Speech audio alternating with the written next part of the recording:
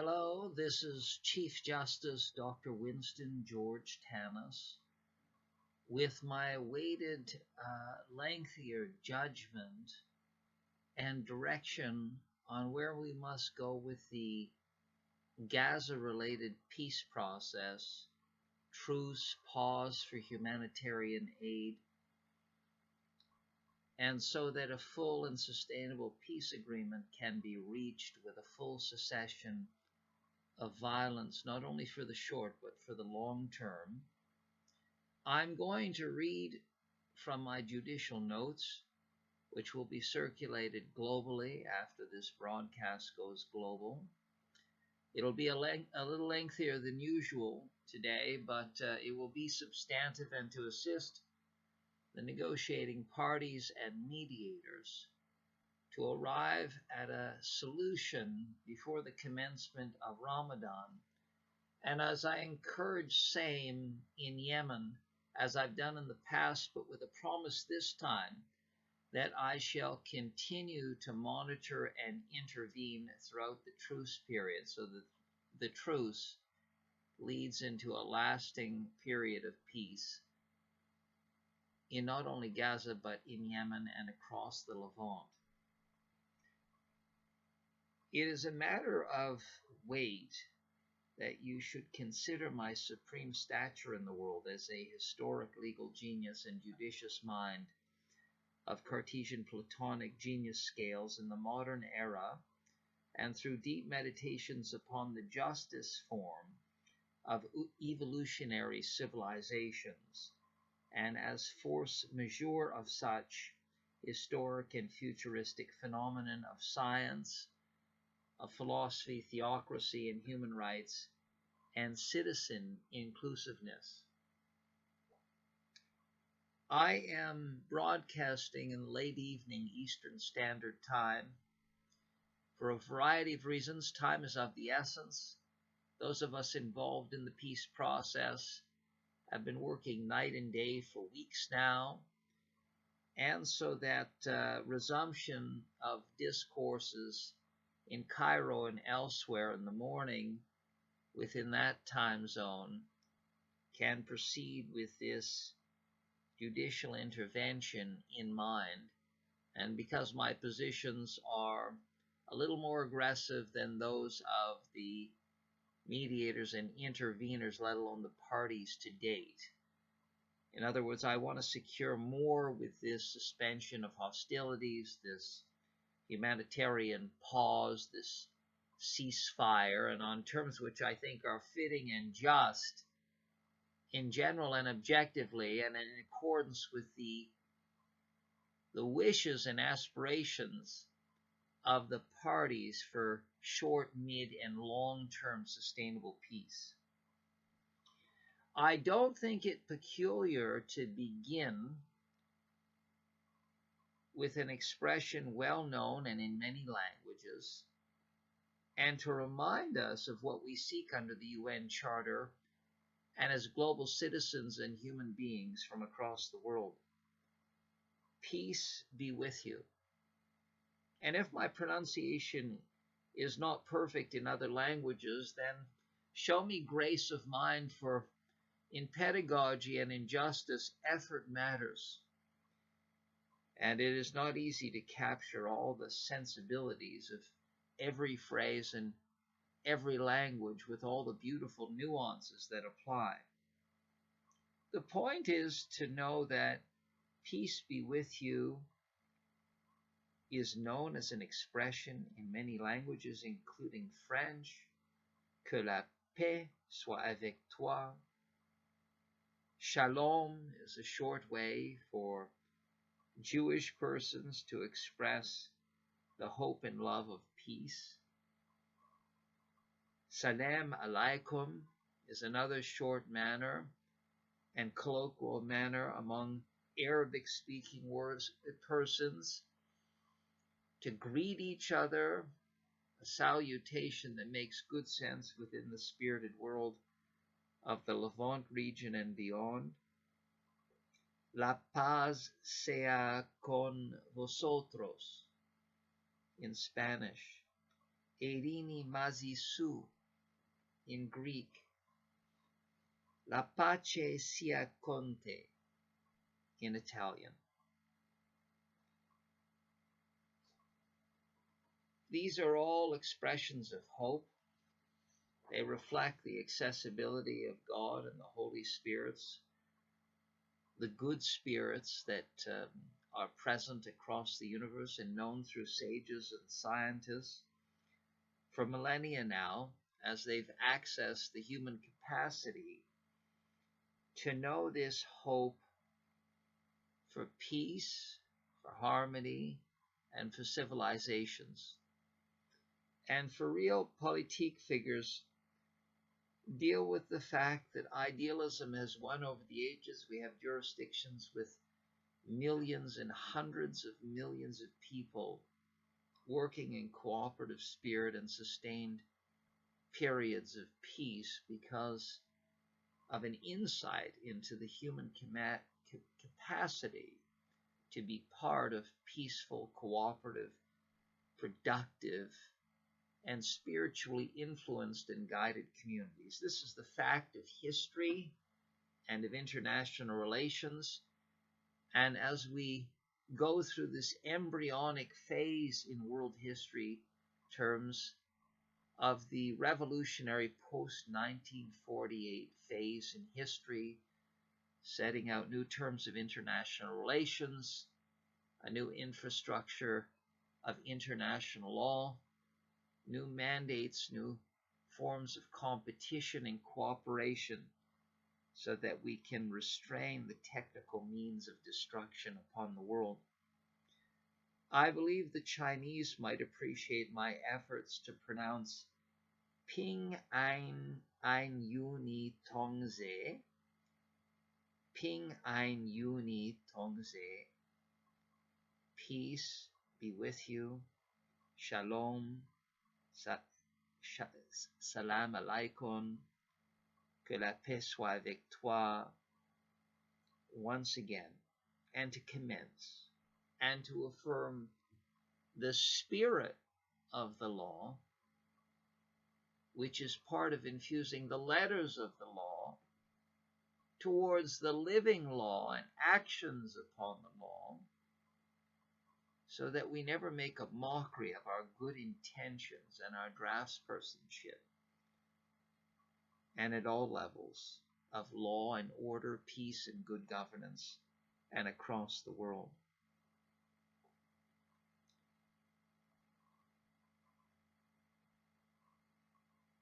My message to Hamas, as a party involved in the peace process, quite controversial unto itself, and towards all Palestinian representatives of the current negotiations, including very importantly the heads of the Palestinian Authority, hereinafter referred to as the PA or PA. Be prudent, be calm, negotiate with due respect for not only the past but the very present and the dearer future that may be ahead. With due regard for the losses of these past 2 years, and the last year, and the last 6 months, and many more years, be present, but be truly history and future-minded, and my support for this negotiation process will remain, as challenging as it is, and with my request that the PA intervene to assure respectful process and to secure good effects this week and for the next, and during the Ramadan period, when so much can be done to perfect the peace of enduring quality. And that is what I'm insisting upon, for this conflict is not 6 months old, or an event that sprang into form last fall. This is a multi-decade and century-long tragedy, and it is time to secure the peace in enduring manner. All those affected throughout the Levant should be tired of what's happened, living under circumstances of due fear and civil war and threats of fear. I repeat, as I've done in the past, I am partisan to one thing and one thing only. And I don't say this lightly as someone who's lectured internationally on the judicial possibility of neutrality and impartiality. A controversial topic in the modern era, but realizable, and I've given it new and unprecedented philosophical, moral, ethical, and juridical might. I am partisan. I'm partisan towards the UN Charter and its aim to manifest peace and security, and with due respect for all stakeholders and parties, and once again towards greater and sustained peace and security for Palestinians, Lebanese, Jewish, Jordanian, Egyptian, and Syrian folks, for the entire Levant. Once again, I've lectured internationally on this matter of some controversy, and my message to jurists, judges, diplomats across the world who bear deep suspicions about impartiality and objectivity and non-bias in judging, well, take me on if you think you can counter me on substantive terms. But for now, I'm the ruling Chief Justice and the leader in the field, and my philosophical and juridical defense of the posture is just that. And so I advise you to take it as a given that that is my due and proper partisanship, and in keeping with good laws codified in the UN Charter under my proper and correct interpretation. I have some clear judicial demands and directions right now, and for truce and ceasefire, a humanitarian pause, and over Ramadan. I was able to influence such in Yemen some time ago, but I did not follow through with oversight, and the truce broke. And now I'm asking for the same in Gaza, and for those parties involved in Yemen to think about the same. I want aid to continue flowing into Gaza to help those citizens, those non-combatants, on just and expeditious terms. And I want to assist the Israeli government to reduce and eliminate the infrastructure for warfare, and to help civilians and non-combatants evacuate, and especially where, or in addition, where they're being used as shields, human shields, to mask and guard against an infrastructure that is threatening the continued peaceful coexistence in the region.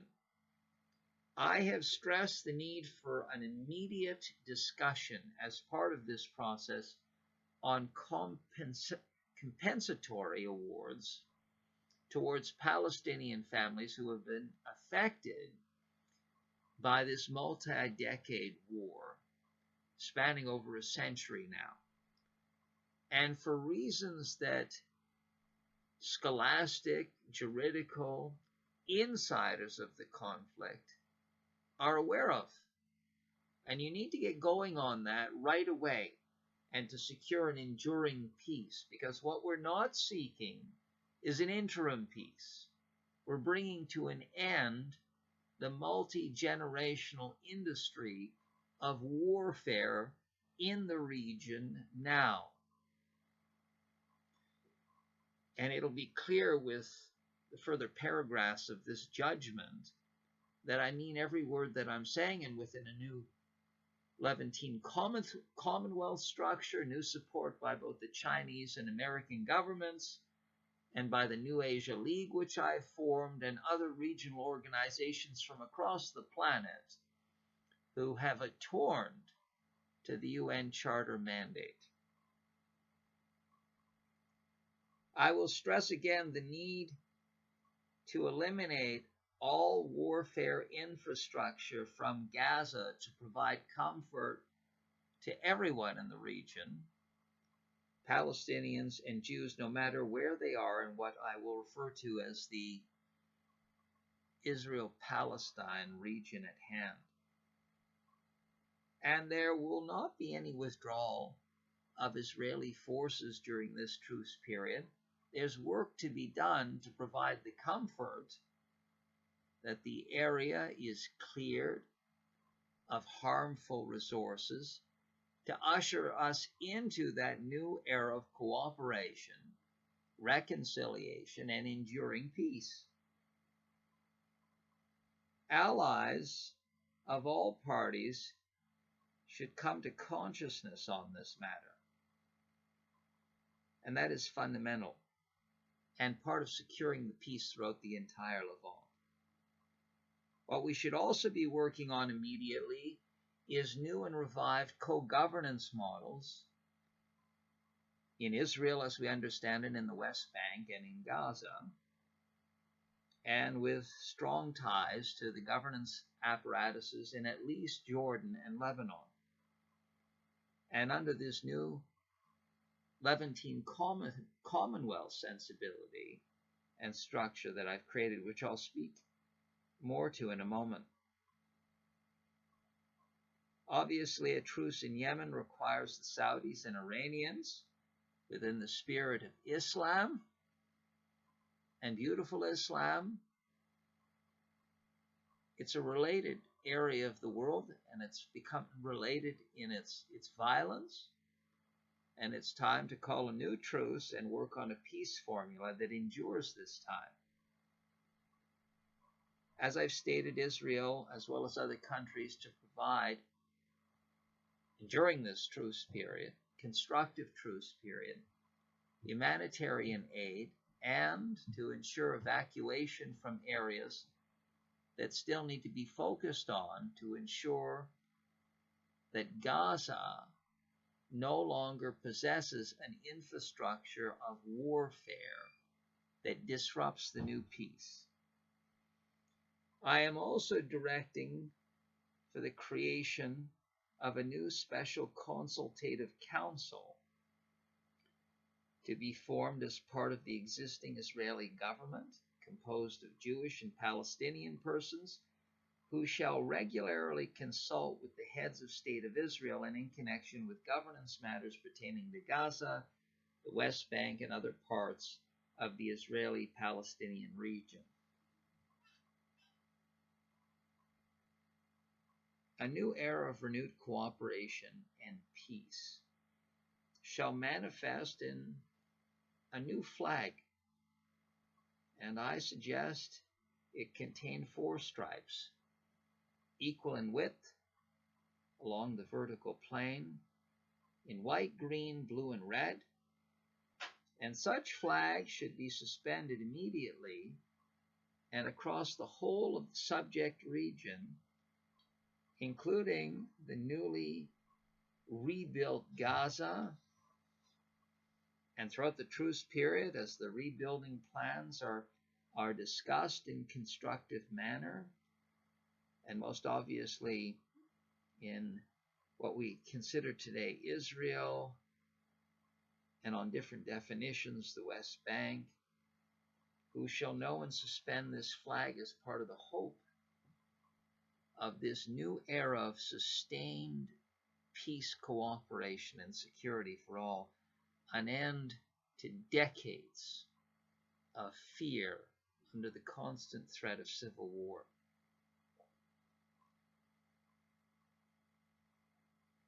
Once the infrastructure for warfare has been eliminated with due comfort to all parties, within and outside the region, all stakeholders, then Palestinians in Gaza will be permitted to return to their homes, in some cases renovated, rebuilt, with good aspirations to reform, rebuild, build new, modern, attractive, well-constructed homes.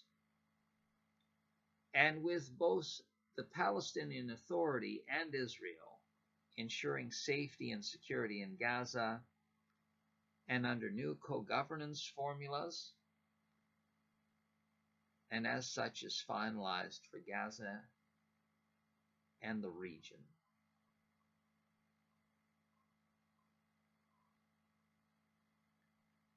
I want to also direct new representative positions in the Israeli government, and while the Palestinian Authority and Israelis decide on the new co-supervision and governance program in areas principally occupied by Palestinians.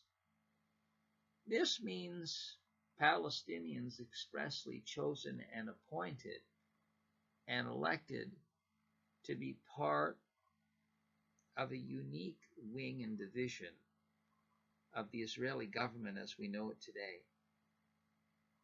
I would also propose some new expressions for the region, something fun yet intelligent, collegial, a peace-building phrase, sounding perhaps colloquial, but it can be expressed quite formally and with great dignity.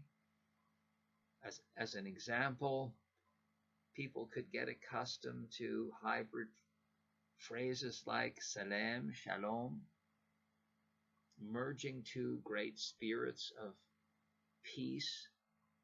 Peace is a discovery of human beings many, many moons and ages ago, the wise men and women of ancient cultures, discovering they could access the great thoughts and constructions of a designed world with knowledges and wisdom to be accessed and built upon to grow human communities in spirited and intelligent manner.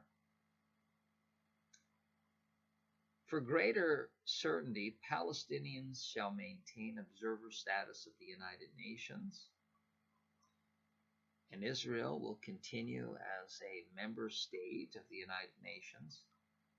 But I will direct that a new Israeli-Palestinian UN Special Committee be formed that is present at the United Nations, that is always jointly considering the new era of peace in Gaza, the West Bank, Israel, and the Levant. A new team, if you like, always joined, and with due and intelligent, well-educated, and well-experienced members with both political and historical and scholastic experiences and knowledge, duly qualified. This needs to be viewed as the final war to end all wars between Jews and Palestinians and in the Levant region.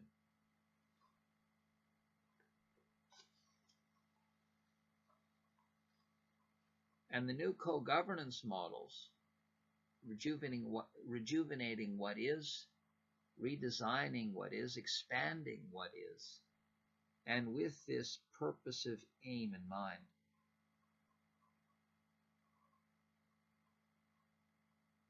The taxation system in the region will be revisited under these new winds, codified as part of a new and enduring peace plan.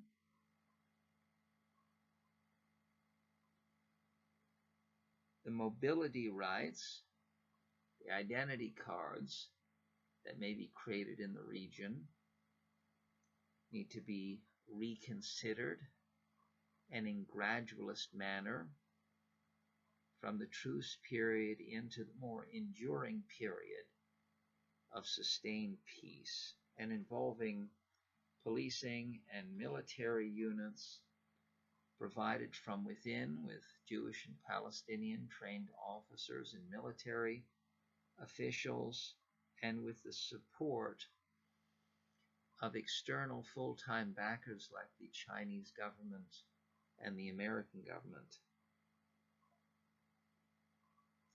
I will serve as the founding chairman of the new Levantine Commonwealth, and this should be acknowledged by both Palestinians and Jewish persons, who will be asked in manageable numbers, members of will be asked to be part of this organization to create a new spirit of peace and a new pan-Levantine spirit, and to bring into a new era the entire Levant region, which has not known an enduring phase of sustained and comforting peace as many have known, for example, in the United States and Canada and other jurisdictions, and that's a good ambition.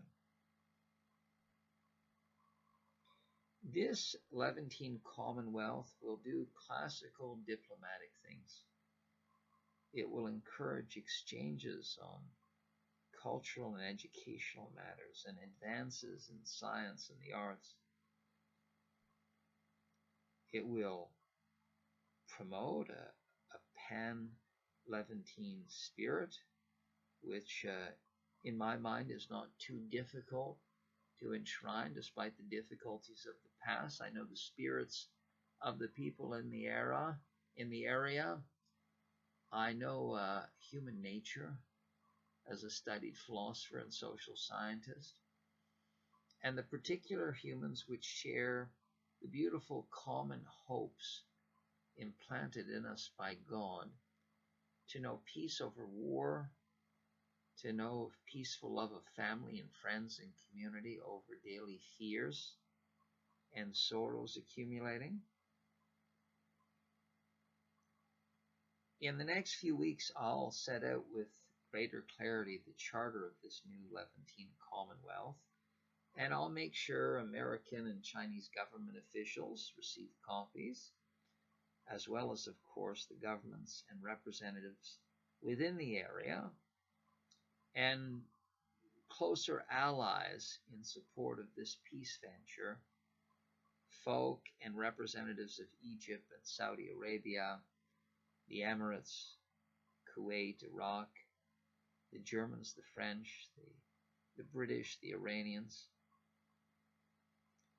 and not just to be polite and effective diplomatically, but as part of the new modern funding and compensation formula that I've directly and indirectly spoken about now for weeks, and through the document known as the Tannis Declaration.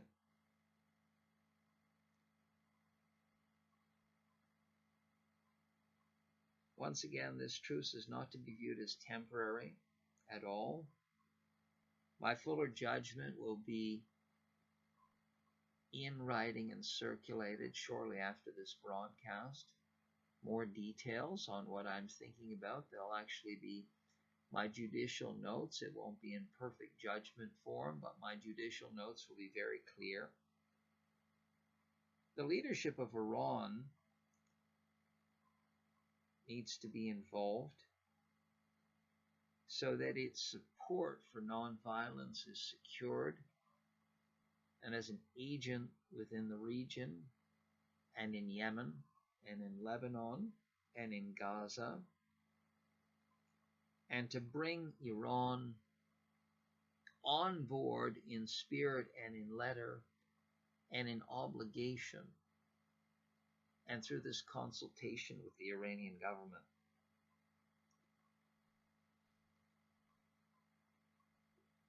Obviously, I think the Palestinian Authority in Israel have to secure the support for the oversight and assistance formula that I've expressly contemplated, and to be fulfilled by the United States government and China, for reasons that are probably obvious to enlightened members of diplomacy familiar with this conflict and the role in the current era of the United States and China to provide world leadership, and in light of all variables that affect the dynamic of the world today.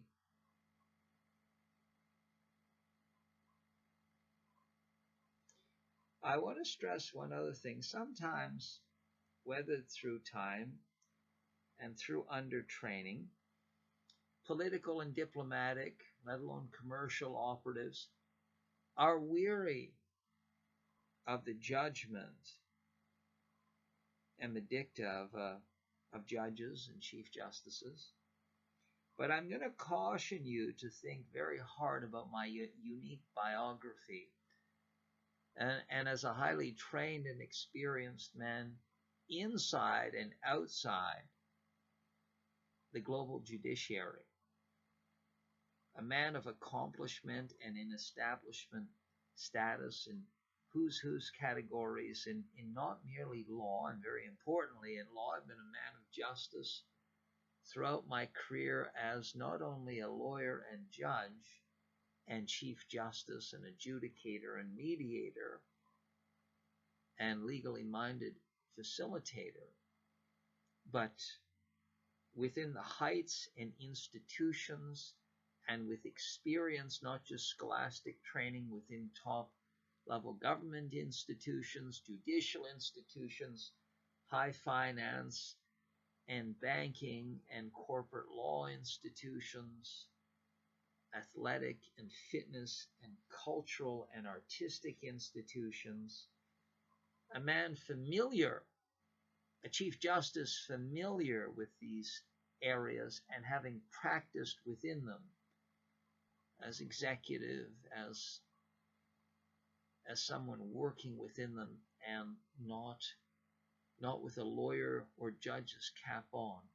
So my familiarity with society is beyond the average and recognized in these who's who categories as my particular brand of polymath, political and legal and economic and business and nonprofit sector, genius chief executive and intervener, and that is part of my judgment, apart from my well-known philosophical and social scientific genius on scholastic levels, and as a leader through the scholastic empire, but spending most of my time in the private and third, and indirectly and directly within the government sectors, as a political scientist who for many decades now has been observing the whole of governance through all these societal institutions.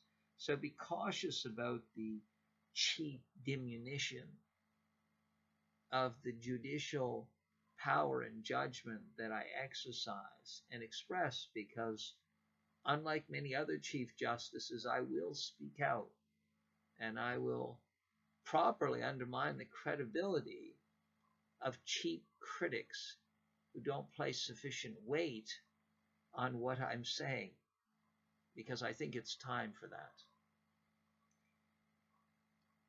I will end with a short note,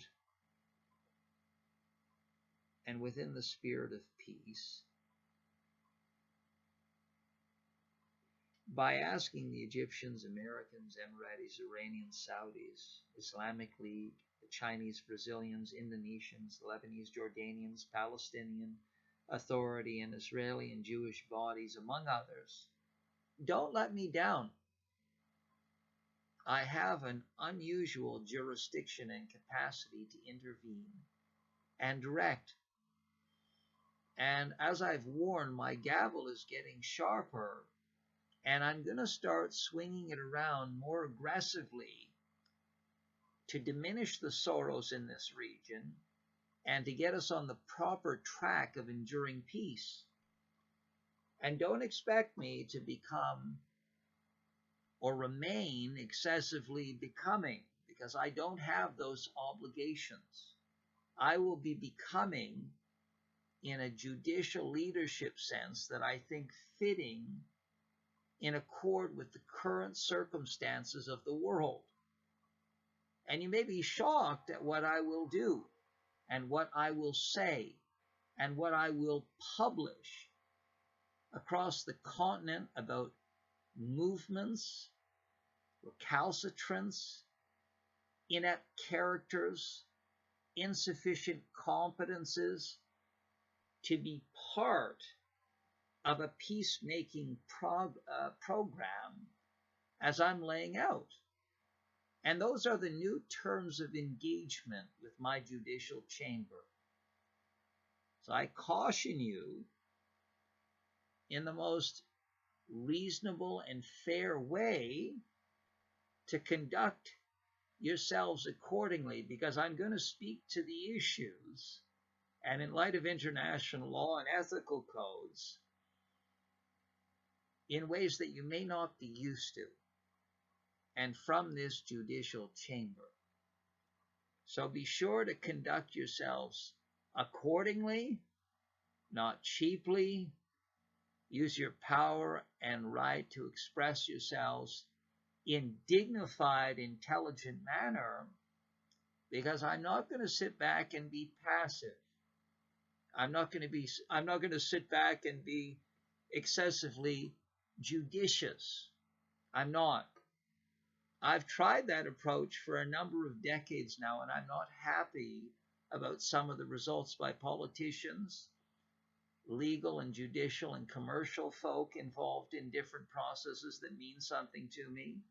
So be prepared for a shift in judicial style and conduct yourselves accordingly, whether you're heads of state, ministers of state, lawyers, judges, commercial leaders, third sector leaders. Because there's a new Chief Justice in town, and of historic intellectual and spiritual caliber, and my judicial style is on the verge of change, as will or as may be required if I'm not happy with the results and on certain timelines. So that's enough for this evening. I hope the morning in Cairo and other places goes well, and be sure to work hard and smart and towards the UN Charter goals mentioned by me several times now and in writing and by way of these broadcasts. And be careful, because once again my gavel is getting very sharp, and I plan to swing it around in good judicial temper to get people acting accordingly to manifest the UN Charter aim for this region to begin with for now, and think of joining in Yemen for the Ramadan period ahead. And let's make the truce work this time to sustain a peace for another group of people vulgarized by war and in defiance of the best religious, let alone legal and ethical and moral spirits at large. This is Chief Justice Dr. Winston George Tannis signing out for now. Hello, it is Chief Justice Dr. Winston George Tannis again. This is an interim release before my major judicial statement and direction on Gaza, possibly Haiti and Ukraine and Russia in the next 24 hours, and from one of the Beacon Court hearing rooms rather than my chamber directly.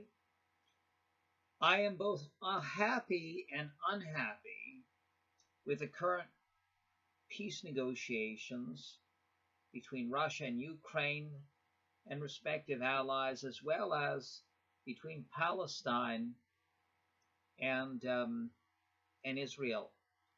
I'm not perfectly happy, but I have seen improvements in the peace plans tabled, including the most recent peace plan tabled by Russia, proposing that Ukraine become a neutral state, not formally affiliated with NATO, and like other admirable members of the United Nations, some of them known as aligned with the non-aligned movement, as neutral countries in a vast world order, driven for decades now by geostrategic considerations by various nation states with particular mandates to proselytize and influence regime changes towards their mode of governance, which has caused havoc in the international system. And I'll be speaking to that issue as well in my